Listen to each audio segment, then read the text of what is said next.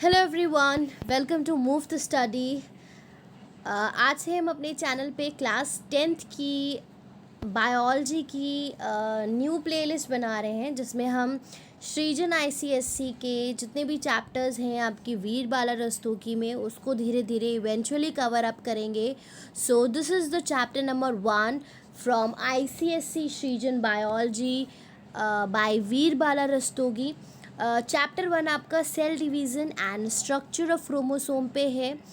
तो इसको हम डिस्कस करेंगे, explanation line by line explanation करेंगे। एज यू ऑल नो कि लेटेस्ट अमेंडमेंट्स के अकॉर्डिंग अब जो आपके एग्ज़ाम्स होना है हाई स्कूल के, that is going to be semester wise. सो उसके लिए आपको जो डिटेल्स है चैप्टर की और जो भी इम्पॉर्टेंट टर्म्स हैं उसको बहुत ध्यान से पढ़ना है, सो दैट जो भी मल्टीपल चॉइस क्वेश्चंस आपके आते हैं वो आप अटेम्प्ट कर सकें। सो स्टूडेंट्स, फटाफट अगर आपने चैनल को सब्सक्राइब नहीं किया है तो चैनल को सब्सक्राइब कर लें, अपने दोस्तों के साथ वीडियोस को शेयर कर दें।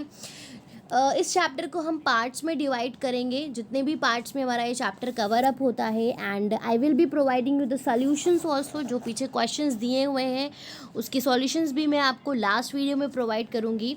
चलिए आगे बढ़ते हैं। Cell division and structure of chromosome, मतलब आप क्रोमोसोम का स्ट्रक्चर पढ़ेंगे, एंड सेल डिवीज़न क्या होता है इसके बारे में बात करेंगे। सबसे पहले हम सिलेबस देख लेते हैं। सिलेबस मतलब क्या कंटेंट है जो हम इस चैप्टर में डिस्कस करने वाले हैं।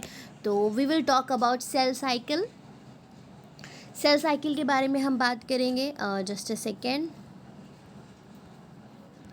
सेल डिवीज़न के बारे में बात करेंगे, क्रोमोसोम के स्ट्रक्चर के बारे में बात करेंगे, सेल साइकिल में interphase and mitotic phase, cell division, mitosis, इसकी स्टेजेस क्या है, ठीक है, basic understanding of meiosis division, significance, major differences between mitotic दो तरह के डिवीज़न होते हैं, माइटोटिक एंड मियोटिक, ठीक है, उन दोनों के बारे में हम डिस्कस करेंगे। Basic structure of chromosome and elementary standing of term, ठीक है, मतलब बेसिक स्ट्रक्चर क्रोमोसोम का क्या है, and chromatin, chromatids, genes, structure of DNA, centrosome, ये सारी चीज़ें क्या होती हैं, इन सबको हम डिटेल में डिस्कस करेंगे।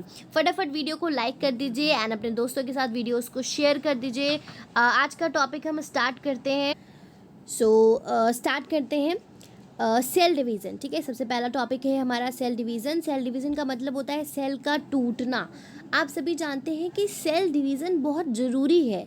हम लोग जो ऑर्गेनिजम्स बने हैं बिना सेल डिवीज़न के तो ये पॉसिबल ही नहीं है, क्योंकि आपने क्लास 8 में जब रिप्रोडक्शन पढ़ा था, आपने वहाँ पे पढ़ा कि स्पर्म और ओवम दोनों जब फ्यूज़ करते हैं तो जाइगोट बनता है, और जाइगोट के बनने के बाद वो जो सेल है, सिंगल लिविंग सेल जाइगोट होती है, पहली लिविंग सेल जो बनती है, ठीक है, वो डिवाइड होती है। बहुत ज़्यादा डिवाइड होने के बाद ही तो वो ऑर्गेनिज्म में कन्वर्ट होती है। तो सेल डिवीज़न इट्स बहुत ही इंपॉर्टेंट एक प्रोसेस है। Cell division is a process in which parent cells divide into two identical daughter cell, ठीक है। इसका मतलब क्या है कि सेल डिवीज़न एक ऐसा प्रोसेस है, इफ़ ये एक सेल है तो ये डिवाइड होके दो डॉटर सेल्स में कन्वर्ट हो जाती हैं, ठीक है। और आइडेंटिकल का मतलब क्या है कि ये हूबहू सेम होंगी जैसे कि पेरेंट सेल थी। तो ये हूबहू सेम क्यों होती हैं, क्योंकि उनका जो जेनेटिक मटेरियल है, जो हेरिडिटरी मटेरियल है, वो क्या होता है, वो सेम होता है। Both the daughter cells have an exact copy of hereditary material. Hereditary material मतलब जो मेन पेरेंट सेल थी उसके अंदर जो जेनेटिक मटेरियल था वही डिवाइड हो गया दो हिस्सों में, और वो दोनों सेल में गया तो उनमें भी वही सेम जेनेटिक मटेरियल आया।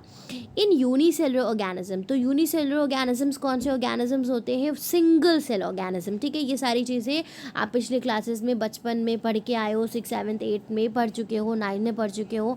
तो यूनिसेलुलर ऑर्गेनिजम्स क्या है, वो जो एक सेल के बने होते हैं, जैसे बैक्टीरिया, ठीक है।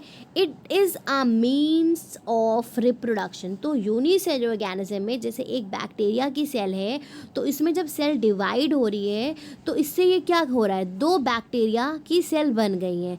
तो इसलिए इसको क्या कहा जाता है कि it is a mean of reproduction, कि जो यूनिसेलुलर ऑर्गेनिजम्स होते हैं वो एसेक्सुअली रिप्रोड्यूस करते हैं। आप ये भी पढ़ चुके हैं कि एसेक्सुअल रिप्रोडक्शन क्या होता है। तो एक सेल डिवीज़न उनके लिए क्या है, एक ज़रिया है रिप्रोड्यूस करने का।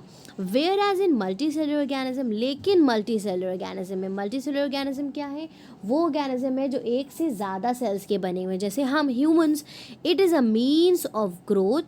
तो मल्टी सेलुलर ऑर्गेनिज्म में सेल डिवीज़न से क्या हो रहा है, ग्रोथ हो रही है, रिपेयर एंड रिप्रोडक्शन, ठीक है, जो हमारी ग्रोथ बढ़ती है, हाँ ठीक है, और अगर चोट वगैरह हमें लग जाती है तो उनका रिपेयरमेंट होता है, एज वेल एज रिप्रोडक्शन, ठीक है। ये सारी चीज़ें किसकी मदद से हो रही हैं, सेल डिवीज़न में ये सारी चीज़ें आ जाती हैं मल्टी सेलुलर ऑर्गेनिज्म में।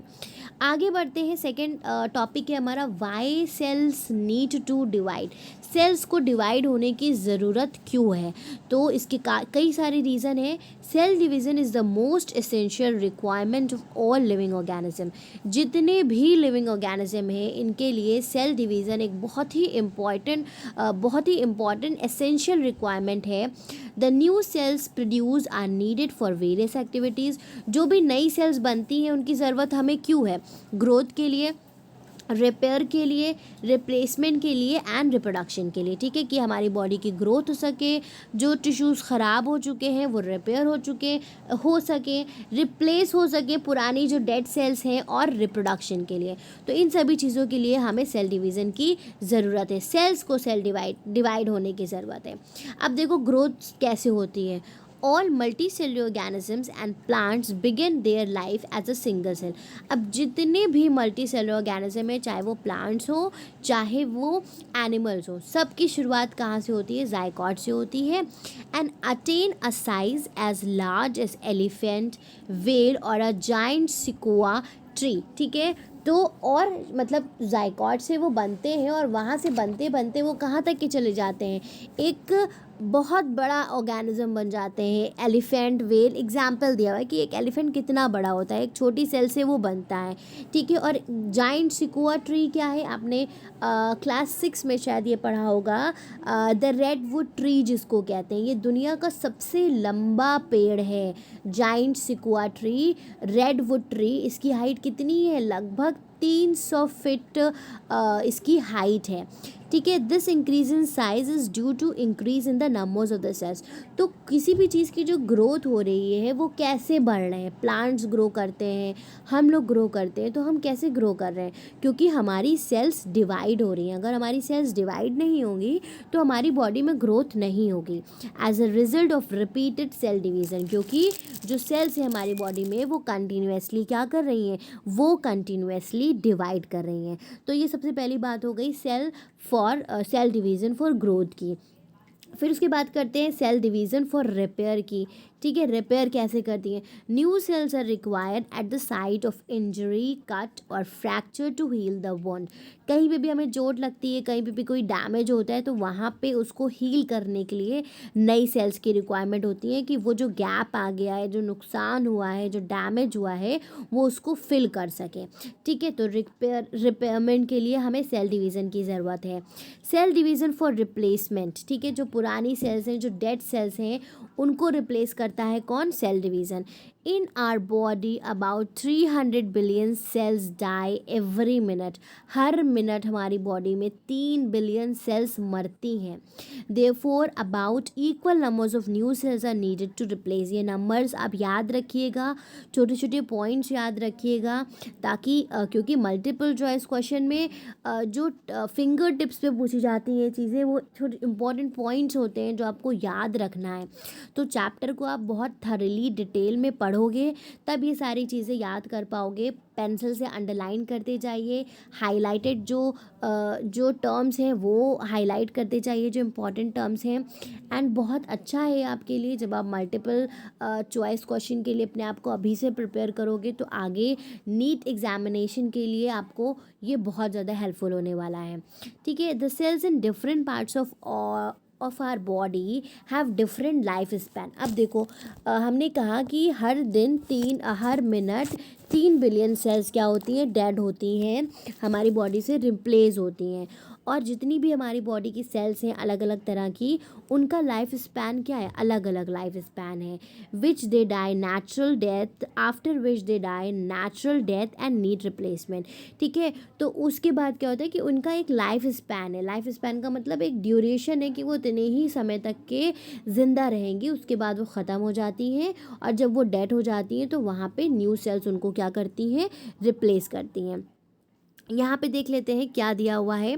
Cell division was described by Strasburger in 1875 in plants. तो ये बहुत इंपॉर्टेंट है, याद रखिएगा कि प्लांट्स में स्ट्रैसबर्ग ने 1875 में सेल डिवीज़न डिस्क्राइब किया था, एंड वॉल्टर फ्लेमिंग ने 1879 में सेल डिवीज़न डिस्क्राइब किया था एनिमल सेल्स में। ठीक है, तो ये ऐसे पॉइंट्स हैं जो कि आपको याद रखना है। आगे बढ़ते हैं, यहाँ पे देख लेते हैं life spans in different parts of the body. तो यहाँ पे डिफरेंट सेल्स का लाइफ स्पैन दिया हुआ है, इसको एक बार पढ़ लेते हैं हम लोग। Blood platelets survive 3 to 5 days. जो ब्लड प्लेटलेट्स होती हैं 3 से 5 दिन का उनका लाइफ स्पैन होता है। White blood corpuscles survive for 12 to 12 days. जो WBCs हमारी बॉडी में होती है 12 घंटे से 12 दिन तक के वो सर्वाइव करती हैं। एपिथेलियल सेल्स जो गट को लाइन करती हैं वो 3 दिन के लिए सर्वाइव करती हैं। स्किन की जो सेल्स हैं 2 हफ्ते के लिए। ये इम्पॉर्टेंट है, इसको आप याद करिएगा, मल्टीपल चॉइस क्वेश्चन में पूछा जा सकता है। आरबीसीज का लाइफ स्पैन क्या है, 120 डेज है, बहुत कॉमनली ये क्वेश्चन पूछा जाता है। Liver cells are replaced every 300 to 500 days. तो लिवर सेल्स का लाइफ स्पैन क्या है, काफ़ी ज़्यादा है, 300 to 500 डेज। बोन सेल्स हर 10 साल पे रिप्लेस होती हैं। ठीक है, ये उससे भी ज़्यादा हो गया। Muscle cells, nerve cells, eye lens, cells of cerebral cortex, ये कभी भी रिप्लेस नहीं होती हैं। इनका जो लाइफ स्पैन है वो जब तक कि आपकी ज़िंदगी है तब तक कि ये सर्वाइव करती हैं, एंड अगर ये डैमेज हो जाती हैं सो दे आर वो रिप्लेस नहीं होती हैं, ना ही ये डिवाइड होती हैं। तो this was all about the life span of different cells. ठीक है, अब हम अपने टॉपिक की तरफ मूव करते हैं। थर्ड पॉइंट था हमारा कि सेल डिवीज़न रिप्रोडक्शन के लिए जो है, तो cell division is essential for reproduction in all living organisms. अभी तो हम स्टार्टिंग में ही बात कर चुके हैं कि जितने भी लिविंग ऑर्गेनिज्म है उनमें रिप्रोडक्शन होता है और सेल डिवीज़न उसमें इंपॉर्टेंट रोल प्ले करता है। क्योंकि जो भी यूनिसेलुलर ऑर्गेनिजम्स हैं, जैसे मैंने आपको बैक्टीरिया का एग्जाम्पल दिया, तो उनकी सेल डिवाइड होती है, वो 2 बैक्टीरिया बन जाते हैं, फिर डिवाइड होते हैं 4 बन जाते हैं, फिर डिवाइड होते हैं, इसी तरह से आगे डिवाइड होते रहते हैं। Mitotic cell division produces the daughter organism. अब ये याद रखिएगा कि ये जो डिवीज़न है जहाँ पे 1 से 2 बन रहे हैं, 2 सेल्स बन रही हैं, वो क्या है, वो माइटोटिक डिवीज़न है, क्योंकि उनके अंदर जो जेनेटिक मटेरियल है वो चेंज नहीं हो रहा है।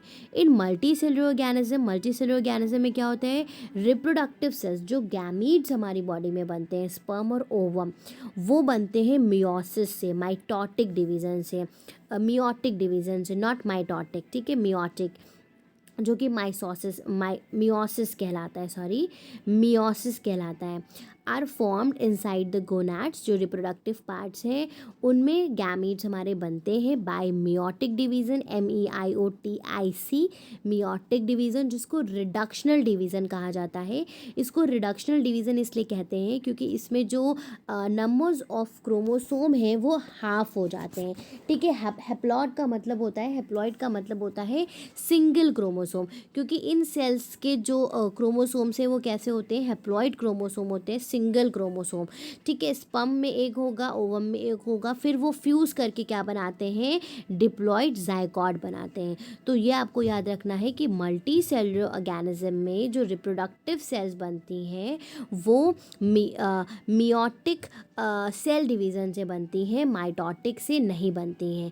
विच इन टर्न्स डिवाइड। अब देखो, जब ये स्पर्म और ओवम जो कि अपने अलग अलग हैप्लॉइड क्रोमोसोम कंटेन करते हैं, जो कि मियोटिक सेल डिवीज़न से बने बने हैं जब वो फ्यूज़ करके डिप्लॉयड जायगोट बना लेते हैं। इसके बाद एनिमल्स में होता है माइटोटिक डिवीज़न, ठीक है।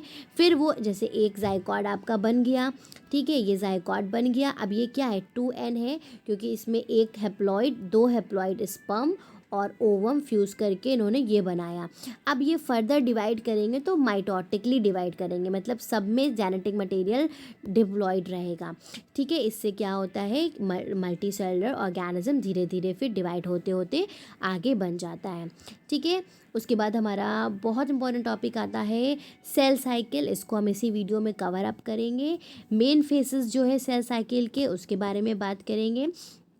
फिर टाइप ऑफ सेल डिवीज़न हम पार्ट 2 में डिस्कस करेंगे। फटाफट वीडियो को लाइक कर दीजिए एंड चैनल को सब्सक्राइब करिए और अपने दोस्तों के साथ वीडियोस को शेयर करिए। एंड आपको चीज़ें कितनी क्लियर हो रही हैं ये मुझे कमेंट सेक्शन में कमेंट करके बताइए। अगर आपकी कोई क्वेरी है दैन दैट ऑल्सो आप कमेंट सेक्शन में मुझसे पूछ सकते हैं।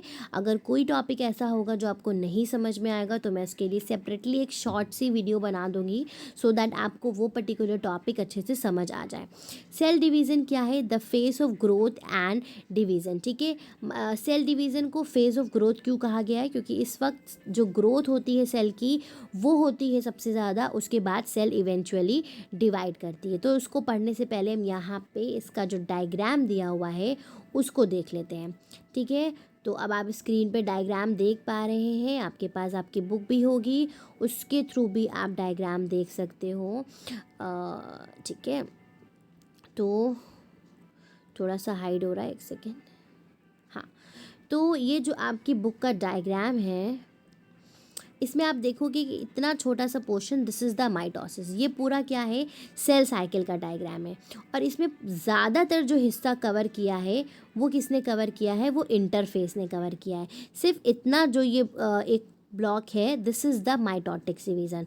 तो सेल साइकिल में दो चीज़ें आती हैं, एक तो आपका इंटरफेस, दूसरा माइटोसिस, ठीक है। माइटोसिस को हम सेकेंड वीडियो में डिस्कस करेंगे डिटेल में। माइटोसिस ये समझ लो कि माइटोसिस मेन डिवीज़न है जहाँ पे न्यूक्लियस और साइटोप्लाज्म सेल का डिवाइड हो रहा है।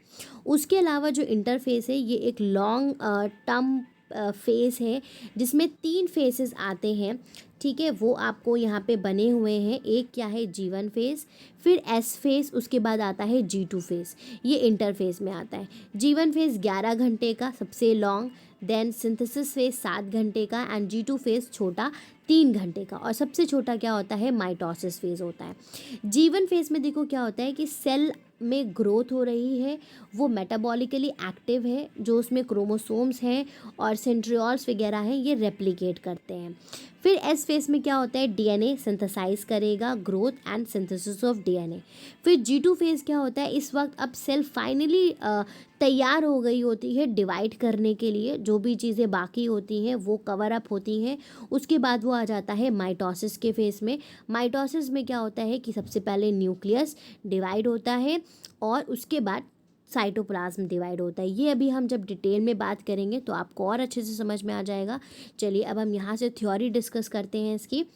Each new cell is form by the division of it parent cell. आपको पता है कि जितनी भी नई सेल्स हैं वो कहाँ से बनती हैं, वो पेरेंट सेल्स के से डिवाइड होके बनती है। क्योंकि आपने क्लास 9 में सेल थ्योरी पढ़ी थी, आपको याद होगा, शिलाडन एंड शिवॉन ने सेल थ्योरी दी है। एंड उसमें रुदरफोर्ड वर्च्यू ने एक सेंटेंस ऐड किया था 1855 में, दैट ओमिनस सेलुलाe सेलुला, जिसका मतलब ये है कि all cells arises from the pre existing cells. तो इसका मतलब क्या है कि जो नई सेल्स आती हैं वो पेरेंट सेल से आती हैं, ठीक है। It undergoes a cycle of growth and cell division. अब देखो, जब किसी भी सेल में डिवीज़न होता है तो उससे पहले एक पूरी इसकी साइकिल है जहाँ पे ग्रोथ होगी सेल की, मतलब सेल ग्रो करेगी, फिर वो डिवाइड करेगी। तो the sequence of event that occurs from the end of one cell division to the end of second cell division represent one cell cycle. तो एक सेल साइकिल का मतलब क्या है, वो सभी इवेंट्स जो एक सेल में हो रहे हैं, कहाँ से, जब एक सेल डिवीज़न एंड हुआ से लेकर के जब दूसरी सेल का डिवीज़न एंड हो रहा है, इस दोनों के दौरान, इन दोनों के बीच में जो भी इवेंट्स हो रहे हैं वो क्या हैं, वो सेल साइकिल है। क्या इवेंट्स हो रहे हैं, ग्रोथ हो रही है एंड डिवीज़न हो रहा है, तो ये क्या है, आपका सेल साइकिल है। The cell cycle starts with the growth of newly formed cell. अब सेल साइकिल कहाँ से शुरू होती है? जब एक नई सेल डिवाइड होके बनती है, ठीक है, and ends with its division into the two daughter cells. और ख़त्म कब होती है? जब वो सेल दो डॉटर सेल्स में डिवाइड हो जाती है। The duration of one cycle is called the generation time. अब एक सेल साइकिल का जो ड्यूरेशन है, जितना समय उसको लगता है ये सारे प्रोसेस करने में, उसको कहते हैं जनरेशन टाइम। जैसे कि बैक्टीरिया का क्या है? 30 मिनट। मालबेगियन जो लेयर है स्किन की, उसका क्या है? 24 आवर्स। इसी तरह से सारी अलग अलग होते हैं। अब हम सेल साइकिल के मेन फेसेस के बारे में बात करेंगे। तो इंटरफेज एंड माइटोटिक फेज, ये दो मेन फेस होते हैं सेल साइकिल के। इंटरफेस को हम डिटेल में डिस्कस अभी करेंगे और माइटोटिक को हम पार्ट 2 में डिस्कस करेंगे। इंटरफेस क्या है? नॉन डिवाइडिंग फेज है, मतलब यहाँ पे सेल डिवाइड नहीं हो रही है। इसको रेस्टिंग फेज कहते हैं कि सेल आराम करती है, अपने आप को तैयार करती है डिवीजन के लिए। प्रिपरेटरी फेज भी कहा जाता है, ठीक है। It lies between two successive cell division.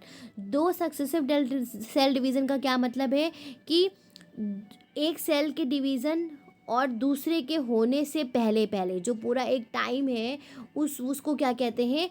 Interface कहते हैं। कि एक सेल का डिवीज़न हुआ, उसके बाद वो इंटरफेस में गई, फिर वो डिवाइड होगी फिर से। तो जो बीच का समय है वो क्या है? वो सेल इंटरफेस है। During this phase the cell grow in size. अब सेल बड़ी होती है and its chromosomes are duplicates. जो उसमें क्रोमोसोम्स हैं, क्रोमैटिन मटेरियल है, वो डुप्लीकेट करता है। इंटरफेस इज डिवाइडेड इनटू 3 सब स्टेट्स और फेसेस। इसको 3 कैटेगरी में डिवाइड किया गया है। G1 phase, it is a phase of active growth, ठीक है। ये क्या है? मेन फेज है जहाँ पे सेल एक्टिवली ग्रो करती है। During this phase the young cells grow in size. In regularly dividing cells, this phase occupy 3 to 50% of the cell size. 30 to 50% जो सेल साइकिल का समय है, जो ड्यूरेशन है, वो G1 फेज़ का होता है। सबसे लॉन्ग फेज़ क्या है? G1 फेज़ है। नियर अबाउट 50% जो टाइम है वो G1 फेज़ में जाता है। The non dividing cells usually withdraw from the cell cycle just after G1 phase, ठीक है। तो जो डिवाइडिंग फेज़ है वो इतना ऑक्यूपाई करती हैं। Non dividing phase they withdraw from the cell cycle. G1 phase के बाद वो विड्रॉ कर देती हैं, आगे के प्रोसेसेस उसमें नहीं होते हैं, ठीक है। एस फेज़ क्या है? S phase is the phase of synthesis. यहाँ पे डीएनए का रेप्लिकेशन होता है, मतलब डीएनए डबल हो जाता है। During this phase replication of DNA and synthesis of histone is completed. अब हिस्टोन जो प्रोटीन होता है डीएनए पे, वो कंप्लीट होता है इसमें। As a result each chromosome has 2 chromatids which are threads like and are joined by centromere, ठीक है। तो क्रोमोसोम कैसा हो जाता है कि क्रोमोसोम कैसा हो जाता है? 2 क्रोमैटिड्स, उसमें इस तरह का स्ट्रक्चर, सेंट्रोमियर, इस तरह का क्रोमोसोम। पहले कैसे होता है? ऐसे ऐसे थ्रेड लाइक स्ट्रक्चर है। तो S2 फेस में वो असेंबल होने लगता है। Which are threads like and are joined by the centromere, जो कि थ्रेड जैसे होते हैं and they are joined by the centromere. G2 phase क्या है? This is the second growth phase, ये दूसरा ग्रोथ फेज है। During this phase the cell accumulate proteins. अब उसमें प्रोटीन एक्यूमुलेट करता है and other materials and get ready for the cell division. तो ये याद रखिएगा कि G1 पहला ग्रोथ फेज था और G2 क्या है? सेकेंड ग्रोथ फेज है, जिसमें एक्यूमुलेशन ऑफ प्रोटीन होता है, ठीक है। उसके बाद आपका आता है माइटोटिक फेज, जिसमें 2 चीज़ें आती हैं, कैरियोकाइनेसिस एंड साइटोकाइनेसिस। कैरियोकाइनेसिस का मतलब होता है, अब जैसे जो न्यूक्लियस है सेल के अंदर, पहले उसमें अंदर डीएनए मटेरियल कंडेंस करेगा, फिर वो अलग अलग होगा, फिर ये न्यूक्लियस डिवाइड होगा, फिर उसके बाद पूरी सेल डिवाइड होगी। तो न्यूक्लियस जब डिवाइड होगा तो उसको कहेंगे कैरियोकाइनेसिस, और जब साइटोप्लाज्म डिवाइड होगा, पूरा सेल अलग हो जाएगी, उसको कहेंगे cytokinesis. So that's all everyone in this video. अगर कहीं पे कोई कन्फ्यूजन है, कोई चीज़ नहीं समझ में आई है, तो मैं उसको आपके लिए एक अलग से शॉर्ट वीडियो बना करके उस पर्टिकुलर टॉपिक की डाल दूंगी, ताकि आपको चीज़ें अच्छे से समझ में आ जाए। नेक्स्ट वीडियो में हम टाइप ऑफ सेल डिवीज़न के बारे में बात करेंगे, माइटोसिस डिस्कस करेंगे डिटेल में, और भी जो आगे की चीज़ें हैं उसको डिस्कस करेंगे। Till then wait for the second part and videos को अपने दोस्तों के साथ शेयर करिए, वीडियोस को लाइक करिए, कमेंट सेक्शन में कमेंट करके अपना फीडबैक दीजिए। Thank you everyone, have a great day.